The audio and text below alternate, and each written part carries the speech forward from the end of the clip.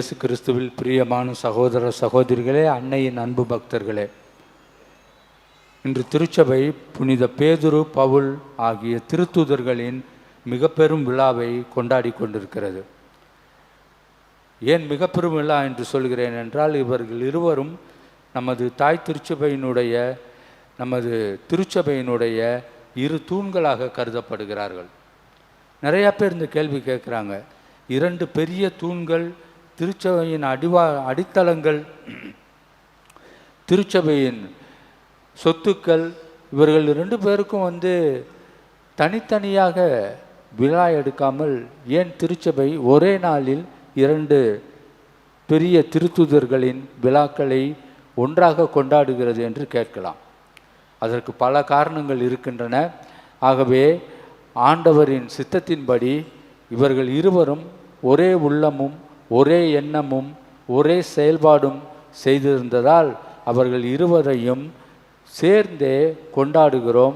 இறைவனுக்கு நன்றி கூறுகிறோம். அன்புக்குரியவர்களே, பாலைவனத்தில் ஒரு ஒட்டக பந்தயம் அறிவிக்கப்பட்டது. நிறைய பேர் அதில் கலந்து கொண்டு ஆசைப்பட்டார்கள். நம்மால் ஒருத்தர் அதில் போய் கலந்துக்கணும்னு ஆசைப்பட்டாராம். ஆனால் அவர்கிட்ட ப்ராப்ளம் என்னென்னா ரெண்டு. ஒன்று அவர்கிட்ட அந்த பந்தயத்தில் கலந்து கொள்ள ஒட்டகம் இல்லை. ரெண்டாவது, அந்த ஒட்டகம் இருந்தாலும் அவருக்கு அதை ஓட்ட தெரியாது, அதை பயன்படுத்த தெரியாது. அப்படி இருக்கும்போது ஏன் அவன் கலந்துக்கணும்னு ஆசைப்பட்டார்னு கேட்குறீங்களா? அது காலம் செய்த கோலம், கடவுள் செய்த மாயம். ஆனால் அவருக்கு அந்த ஆசை இருந்துச்சு, நம்மளும் இந்த ஒட்டக பந்தயத்தில் கண்டுக்கணும் அப்படின்ட்டு. ஆகவே அவர் ஒரு ஒட்டக பண்ணைக்காரனிடம் சென்றார். கேமல் ஃபார்ம், அங்கே நிறைய ஒட்டகங்கள் வைத்திருந்தார்கள். அவன்கிட்ட போய் தன்னுடைய ப்ராப்ளத்தை சொன்னோடனே அவன் அவரை கூட்டிகிட்டு தன்னுடைய பண்ணைக்குள் அழைத்து சென்று அங்கே இருந்த வெவ்வேறு வகையான ஒட்டகங்களை விளக்கி கூறினான். ஒவ்வொரு ஒட்டகத்தினுடைய சிறப்பை சொன்னான். கடைசியாக ஒரு ஒட்டகத்தை காமிச்சு, இது உங்களுக்கு ரொம்ப பிடிக்கும், ஏன்னு கேட்டாக்க இதை பயன்படுத்துவது ரொம்ப ரொம்ப எளிது. என்னன்னு கேட்டிங்கன்னா, இந்த ஒட்டகம் நிற்கிற இடத்துலேருந்து ஓடணும்னு சொன்னால் நீங்கள் அப்பாடான்னு சொல்லணும். அப்பாடாங்கிற ஒரு வார்த்தையை சொன்னால் போதும், நின்றுக்கிட்டு இருக்க ஒட்டகம் ஓட ஆரம்பிச்சிடும். ஓடுற ஒட்டகத்தை எப்படி நிப்பாட்டுறது? நீங்கள் அதுக்கும் ஒரு வார்த்தை பயன்படுத்தணும். என்ன வார்த்தை? கடவுளே அப்படின்னு சொன்னீங்கன்னா ஓடுற ஒட்டகம் நின்றும்னாராம். நம்மளுக்கு ரொம்ப சந்தோஷம், இவ்வளவு ஈஸியாக ஒரு நல்ல ஒட்டகத்தை நம்ம கண்டுபிடிச்சி வாங்கிட்டு போகிறோமே அப்படின்னு நிறையா பணம் கொடுத்து அந்த ஒட்டகத்தை வாங்கி கொண்டு சந்தோஷமாக அந்த பந்தயத்தில் கலந்து கொண்டான். எல்லா ஒட்டகமும் வரிசையாக நின்றுச்சு. விசில் கொடுத்தாங்க. எல்லாம் விசிலை கேட்ட உடனே ஓட ஆரம்பிச்சிச்சு. பந்தயம் ஆரம்பிச்சிருச்சு. ஆனால் நம்மால் ஒட்டகம் மட்டும் அப்படியே நின்றுச்சு. ஏன்? அதுக்கு விசில் சத்தம் இல்லை, அதுக்கு வேற ஒன்று வேணும். என்ன வேணும்? வார்த்தை வேணும். என்ன வார்த்தை? அப்பாடான்னு. அப்போ தான் ஞாபகம் வந்துச்சு, ஐயோ நம்ம மறந்துட்டோமே அப்படின்ட்டு அவன் அப்பாடா அப்படின்னானா. உடனே அவனுடைய ஒட்டகமும் ஓடியது. அது மேலே இருந்த அவனுக்கு ரொம்ப மகிழ்ச்சியாக இருந்தது. அப்பாடா அப்பாடான்னு திரும்ப திரும்ப சொல்ல சொல்ல அதனுடைய ஸ்பீடு அதிகரிச்சிருச்சான். அப்போ போகும்போது அவனுக்கு ஒரு பறக்கிற அனுபவம். ரெக்கை கட்டி பறக்கதையே, அண்ணாமலை சைக்கிள்லாம் பாடுறோம்ல, அது மாதிரி ரெக்கை கட்டி பறக்கிற மாதிரி இருந்துச்சான். ஒட்டகமும் அவனும் வேகமாக போய்கொண்டிருந்தார்கள். திடீரென்று அவன் ஆபத்தை பார்த்தான். என்னன்னு கேட்டால், அந்த ஒட்டகமும் அவனும் ஒரு மணற்குன்றின் உச்சத்தில் சென்று கொண்டிருந்தனர். இன்னும் ஒரு ஸ்டெப் எடுத்து வச்சா அந்த மணற்குன்றின் பள்ளத்தாக்கில் அவர்கள் ரெண்டு பேரும் விழுந்து மணலில் புதைந்து போவார்கள். இந்த கஷ்டத்தை பார்த்த உடனே நம்மால் அதிர்ந்து போய் சாக போகிறோமே அப்படின்னு சொல்லிட்டு என்ன பண்ணுறது, எப்படி நிப்பாட்டுறதுன்னு தெரியாமல் கண்ணு ரெண்டையும் மேலே தூக்கி, கடவுளே எங்களை காப்பாத்துடா அப்படின்னு சொல்கிறதுக்காண்டி கடவுளே அப்படின்ன உடனே அந்த ஒட்டகம் பிரேக் போட்டுருச்சான். அந்த ஒட்டகம் அந்த ஸ்பீடிலிருந்து நிறுத்தி கொண்டது. ரெண்டு பேருக்கும் மூச்சு வாங்குச்சு. ஒட்டகத்தின் ரெண்டு கால் தரையில் இருக்குது, ரெண்டு கால் பள்ளத்தாக்கை நோக்கி இருக்குது. ரெண்டு பேரும் மேல் மூச்சு கீழ் மூச்சு வாங்க. நம்ம ஆள் கடைசியாக சொன்னானா, அப்பாடா பொழைச்சண்டா அப்படின்னு சொல்லுவோம்ல, அது மாதிரி அப்பாடா பொழைச்சண்டா அப்படின்ட்டு. பொழைச்சண்டாங்கிற வார்டெல்லாம் அந்த குதிரை அந்த ஒட்டகத்திற்கு கேட்கவில்லை. அப்பாடான்னு கேட்ட உடனே அது மறுபடி ஜம்ப் பண்ணிருச்சான். அன்புக்குரிய அன்னையின் பிள்ளைகளே, 3 பாடங்களை இதிலிருந்து நாம் கற்றுக்கொள்கிறோம். முதலாவது, வாழ்க்கை என்பது ஒரு தொடர் ஓட்டம். இரண்டாவது, இந்த தொடர் ஓட்டத்தில் நீங்களும் நானும் கலந்து கொள்ள வேண்டும். இது கட்டாயம். நாம் இதற்காகத்தான் அழைக்கப்பட்டிருக்கிறோம். மூன்றாவது, நாம் நம்முடைய வாழ்க்கையில் அப்படியா என்று சொல்லி, அப்பாடா என்று சொல்லி நாம் ஓட கற்றுக்கொள்ள வேண்டும், கடவுளே என்று சொல்லி நிற்க கற்றுக்கொள்ள வேண்டும். இதுதான் நம்முடைய வாழ்க்கையின் யதார்த்தம். இந்த யதார்த்தத்தை வாழ்க்கையாக்கி, வாழ்க்கையை காணிக்கையாக்கி, அந்த காணிக்கையை இறைவனுக்கு நன்றியாக செலுத்தியவர்கள்தான் இன்றைய புனிதர்கள், புனித பேதுருவும் பவுலுவும். இவருடைய வாழ்க்கையை பார்க்கும் பொழுது நமக்கு ரொம்ப ஆச்சரியமாக இருக்கும். 2 பேரும் 2 வேறு துருவங்களாக இருந்தனர், வாழ்ந்தனர், சாட்சியம் பகன்றனர் என்று வாசிக்கிறோம். ஆனால் அந்த 2 துருவங்களும் இறைவன் என்ற சங்கமத்திலே ஒன்றாகி இன்று நமக்கு திருச்சபையின் அடிப்படை தூண்களாக இருக்கிறார்கள் என்பதை பார்க்கிறோம். 2 பேருமே உயிர்ப்பு அனுபவத்தை பெற்றவர்களாக இருக்கிறார்கள். 2 பேருமே உயிர்த்த ஆண்டவரை சந்தித்தவர்களாக இருக்கிறார்கள். பேதுருவை பற்றி நம்ம எல்லாருக்கும் நன்றாக தெரியும். அவர் உயிர்த்த ஆண்டவரை சந்தித்தார். அந்த சந்திப்பதற்கு முன்னால் அவர் செய்த செயல்கள் இங்கே குறிக்கப்பட்டுள்ளன. அவர் இயேசுவை மறுதலித்தார்.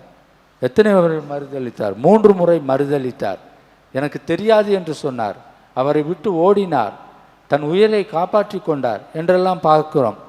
இருப்பினும் உயிர்த்த ஆண்டவர் அவருக்கு தோன்றி அவரை ஆட்கொள்கிறார் என்பதை பார்க்கிறோம். பேதுருக்கு பெரிய சவாலான விஷயம் என்னன்னு கேட்டிங்கன்னா, ஆண்டவர் 3 முறை பேதுருவை பார்த்து கேட்கிறார், பேதுருவே, நீ என்னை அன்பு செய்கிறாயா அப்படின்ட்டு.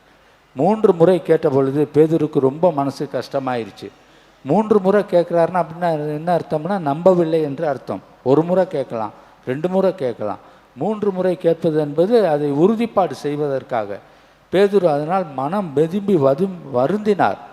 நம்ம ஆண்டவர் சந்தேகப்படுறாரு, ஆண்டவரை உமக்கு தெரியாதா நான் உன் மீது அன்பு வைத்திருக்கிறேன் என்று. ஆண்டவர் சொன்னார், என் ஆடுகளை மேய். ஆகவே பேதுரு அன்று முதல் இன்று வரை எக்காலமும் திருச்சபையின் தலைவராக ஒரு தூணாக கருதப்படுகிறார் என்பதை பார்க்கிறோம். புனித பவுலடிகளாருடைய உயிர்த்த அனுபவம் இன்னமும் பிரம்மாண்டமானது.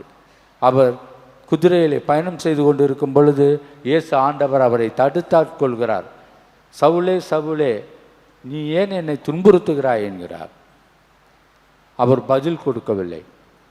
நீ ஏன் என்னை துன்புறுத்துகிறாய் என்று அவருடைய மனதை மாற்றுகிறார் என்பதை பார்க்கிறோம். சவுல் பவுலாகிறார். கிறிஸ்துவர்களை ஒழிப்பதாய் தன்னுடைய நோக்கமாக வாழ்ந்து கொண்டிருந்த பவுலாக மாறி அவர் திருச்சபையை காப்பாற்றுகிறார், திருச்சபையை வளர்க்கிறார் என்று பார்க்கிறோம். இவ்வாறு இவர்கள் இருவரும் திருச்சபையின் தூண்களாக இருக்கிறார்கள் என்பதை பார்க்கிறோம்.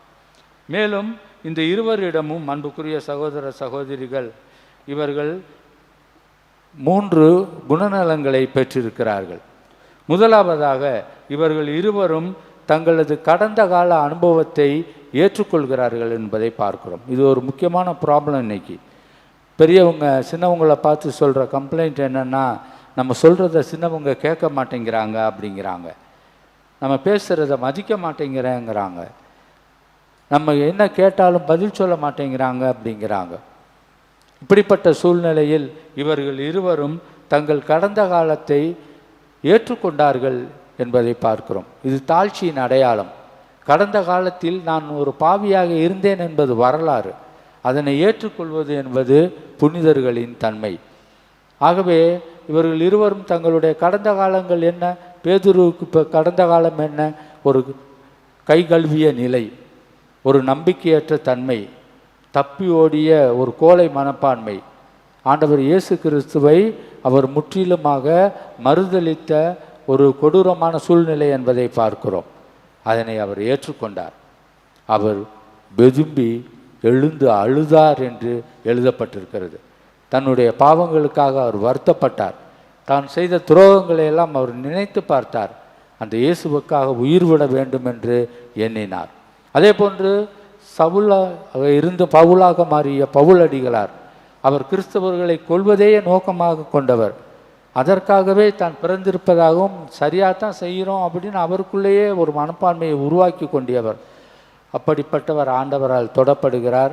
சவுலே சவுலே ஏன் என்னை துன்புறுத்துகிறாய் என்ற அந்த வார்த்தைகளால் மனந்திருந்தப்பட்டு அந்த ஆண்டவருக்காக தன்னுடைய உயிரையே கொடுக்கிறார். அவர் தலை வெட்டி கொல்லப்பட்டார் என்று பார்க்கிறோம். ஆகவே இவர்கள் தங்கள் கடந்த காலத்தை ஏற்றுக்கொண்டு மாறி ஆண்டவருக்கு சாட்சியம் பகர்ந்தது போன்று நாமும் நம்முடைய வாழ்க்கையில் நம்மையே மாற்றி ஆண்டவருக்கு சாட்சியம் பகர அழைக்கப்படுகிறோம். இவர்கள் தங்கள் வாழ்க்கையில் பாதையை மாற்றிக்கொண்டார்கள். அதுதான் இங்கே ரொம்ப முக்கியம். நாம் பாவங்கள் செய்வது, தவறுகள் செய்வது பெரிதல்ல. ஆனால் அந்த தவறுகளை நினைத்து பார்த்து மனவருந்து மன்னிப்பு கேட்டு மனம் திரும்புதல் என்பது மிகப்பெரிய செயல். அந்த மிகப்பெரிய செயலை செய்பவர் கடவுளாக இருக்கிறார். அவரிடமிருந்து இந்த குணத்தை நாம் பெற்றுக்கொள்கிறோம். உன் எதிரிகளை உன் நேசி, உன் பகைவர்களை அன்பு செய். இதுதான் நம்முடைய தாரகை மந்திரமாக இருக்கிறது. அப்படியாக இவர்கள் இருவரும் தங்களுடைய வாழ்க்கை பாதையை மாற்றிக்கொள்கிறார்கள் என்பதை பார்க்கிறோம். இவர்கள் வாழ்க்கையில் இவர்கள் ஒரு சாட்சிகளாக, வாழும் சாட்சிகளாக மாறுகிறார்கள் என்று நாம் இவர்களுடைய வாழ்க்கை வரலாற்றில் தெரிந்து கொள்கிறோம். மூன்றாவதாக, இவர்கள் தங்களின் நம்பிக்கைக்கு சான்று பகர்கிறார்கள் என்பதை பார்க்கிறோம். இதுதான் வாழ்க்கையினுடைய கிளைமேக்ஸ். நாம் ஆண்டவருடைய வார்த்தைக்கும் வாழ்க்கைக்கும் எத்தனையோ சாட்சியங்களை அளிக்கலாம். ஆனால் வேத சாட்சி என்பது இறைவனால் கொடுக்கப்படும் மாபெரும் கொடை என்பதை பார்க்கிறோம். வேதத்திற்காக நமது உயிரை கொடுத்து இரத்தத்தை சிந்தி சாட்சியம் பகர்வதை விட மிகச்சிறந்த சாட்சியம் உலகத்தில் இல்லை என்று பார்க்கிறோம். அப்படிப்பட்ட ஒரு அர்ப்பணத்தை, அப்படிப்பட்ட ஒரு கையளிப்பை இவர்கள் இருவரும், பேதுருவும் பவுலும், தங்கள் வாழ்க்கையில் ஆண்டவருக்கு காணிக்கையாக்குகிறார்கள். ஆகவே அவர்களை இரு பெரும் தூண்களாக, திருச்சபையின் அடித்தளமாக இன்று திருச்சபை கொண்டாடுகிறது. எனவே அன்புமிக்க அன்னையின் பக்தர்களே, நம்முடைய வாழ்வில் நாமும் இந்த புனிதர்களை பின்பற்றி திருச்சபையை, ஆண்டவரை நேசித்து அவரை விசுவசித்து அவரை பின்பற்றுகிற சாட்சிய கிறிஸ்தவர்களாக மாறுவதற்காக, சாட்சிகளாக வாழ்வதற்காக வேண்டிய வல்லமைக்காக ஜெபிப்போம். அன்னை ஆரோக்கிய தாயின் வழியாக ஆண்டவர் உங்களையும் உங்கள் குடும்பங்களையும் ஆசீர்வதிப்பாராக. ஆமேன்.